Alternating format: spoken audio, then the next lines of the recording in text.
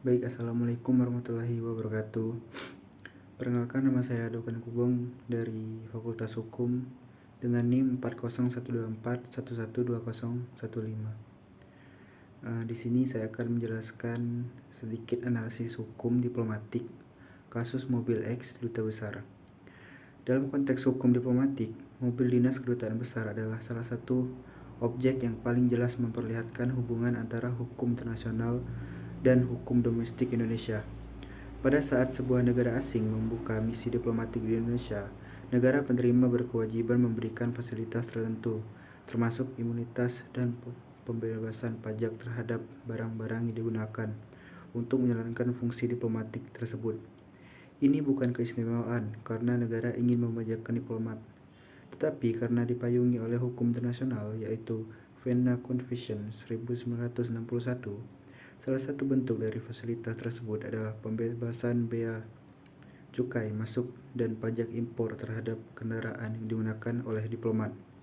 Jadi, ketika mobil itu pertama kali masuk ke Indonesia, mobil tersebut tidak dianggap sebagaimana mobil impor pada umumnya. Dia masuk dalam rezim imunitas diplomatik, sehingga mobil itu secara hukum bukan objek fisikal yang dikenai pungut impor. Nah, akan tetapi di sini harus ditegaskan, imunitas itu bersifat personal dan fungsional. Ia melekat pada subjek diplomatik selama mereka sedang menjalankan fungsi diplomatik, bukan melekat pada benda selamanya. Benda itu hanya menikmati fasilitas karena dia dipakai oleh subjek diplomatik, bukan karena benda itu punya hak khusus.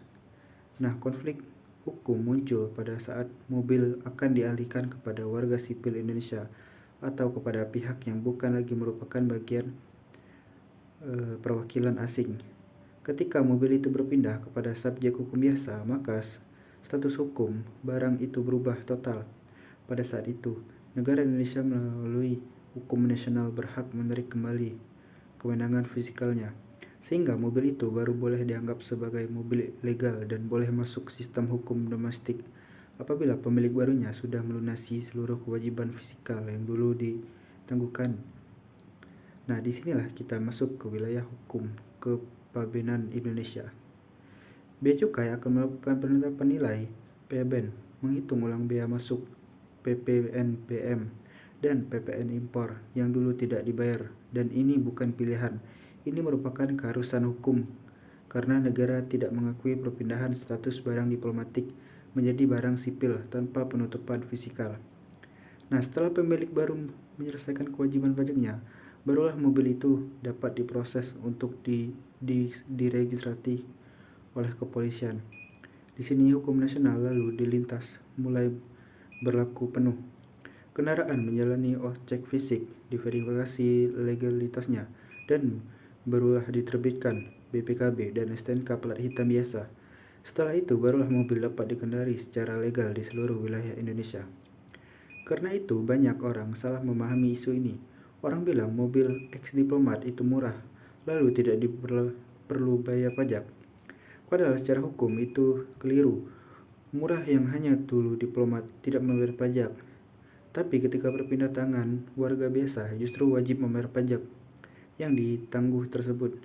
Kalau ini dilanggar, itu bukan hanya pelanggaran administratif, tapi dapat menjadi tindak pidana, kepaiban, dan penggelapan pajak. Jadi, menjawab pertanyaan ini tugas bagaimana cara membeli dan bisa menggunakan mobil di jalan Indonesia.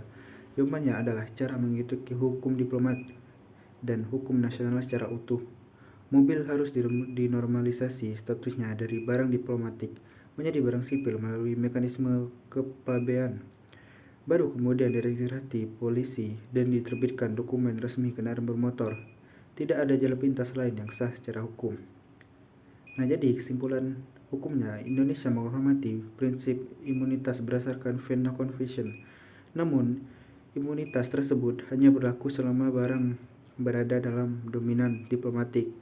Ketika barang itu dikeluar dari dominan tersebut dan masuk ke warga sipil, maka otoritas penuh negara kembali berlaku. Ini menunjukkan keseimbangan dan harmonitas antara hukum internasional yang memberikan fasilitas dengan hukum nasional yang melindungi kedaulatan wilayah negara. Mungkin sekian penjelasan dari saya. Terima kasih. Wassalamualaikum warahmatullahi wabarakatuh.